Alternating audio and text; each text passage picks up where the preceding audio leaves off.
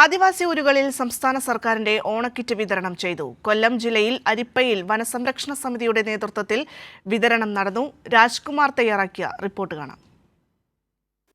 ഓണക്കാലമായതോടെ നമ്മുടെ ട്രൈബൽ മേഖലയിൽ ഇവിടുത്തെ ഉന്നതികളിൽ ഗവൺമെൻറ് പല രൂപത്തിലാണ് സംഘങ്ങൾ വഴിയും അതുപോലെ തന്നെ വനസംരക്ഷണ സമിതി വഴിയും ലൈബ്രറി വഴിയൊക്കെ ഇപ്പോൾ കിറ്റ് എല്ലാവർക്കും നൽകുന്നുണ്ട്.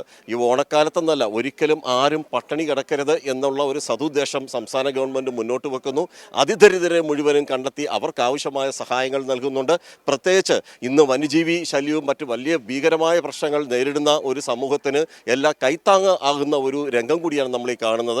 ഇവിടെ ഇപ്പോൾ അഞ്ചൽ ആറോൺ റേഞ്ച് ഓഫീസർ ദിവ്യയുടെ നേതൃത്വത്തിലുള്ള ടീമും ഇവിടെ എത്തിച്ചേർന്നിട്ടുണ്ട്. ഇവരെല്ലാം ചേർത്ത് പിടിക്കുകയാണ്.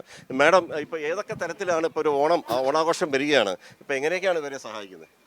ഓണാഘോഷവുമായി ബന്ധപ്പെട്ട് വനസംരക്ഷണ സമിതിയിലെ എല്ലാ അംഗങ്ങൾക്കും നമ്മൾ ഓണക്കിറ്റ് വിതരണം നടത്തുന്നുണ്ട്.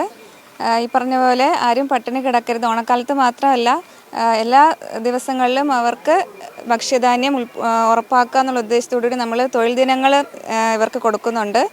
വനസംരക്ഷണ സമിതിയും ഫോറസ്റ്റ് ഡിപ്പാർട്ട്മെൻറ്റും കൂടെ ചേർന്നുകൊണ്ട് മാക്സിമം തൊഴിൽ ദിനങ്ങളും നിരവധി പ്രവർത്തനങ്ങളും നടത്തി വരുന്നുണ്ട്. കൂടാതെ സംസ്ഥാന സർക്കാരിൻ്റെ മനുഷ്യ വന്യജീവി സംഘർഷ ലഘൂകരണത്തിൻ്റെ ഭാഗമായി ഈ പാർട്ടിസിപ്പേറ്ററി ഫോറസ്റ്റ് മാനേജ്മെൻറ്റ് വഴി ഇവരെയും കൂടി ഈ ഉന്നതികളിലെ ആൾക്കാരുടെയും കൂടി ഉൾപ്പെടുത്തിക്കൊണ്ടുള്ളൊരു വികസനമാണ് വനംവകുപ്പ് ഉദ്ദേശിക്കുന്നത്. ഓണാശംസകൾ മാഡം. വനം വകുപ്പിന് ഞങ്ങളുടെ വക.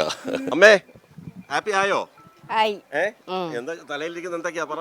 ഓണസദ്യ ഉണ്ടാകാനുള്ള ഓരോ സാധനങ്ങളും കിട്ടിയത് കൊണ്ടുപോകുന്നു.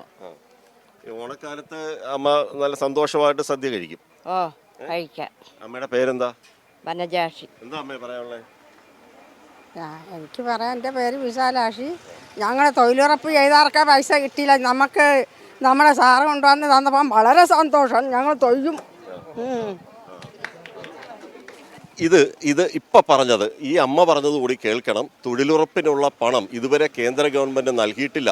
ആ പണം കിട്ടിയാൽ മാത്രമേ, NREGയുടെ ആ ഫണ്ട് കിട്ടിയാൽ മാത്രമേ ഇവർക്ക് ഇക്കാര്യത്തിൽ ഈ പറയുന്ന സങ്കടത്തിന് അറുതി വരുത്താൻ കഴിയൂ. ആ ഒരു പ്രതിസന്ധി ഘട്ടത്തിൽ പോലും സംസ്ഥാന ഗവൺമെൻറ് ഇവരെയൊക്കെ ചേർത്ത് നിർത്തുന്ന ഒരു രംഗമാണ് നമ്മൾ ഈ കാണുന്നത്. കുളത്തുപടിയിൽ നിന്ന് ക്യാമറമാൻ അയ്യപ്പദേവനൊപ്പം രാജ്കുമാർ.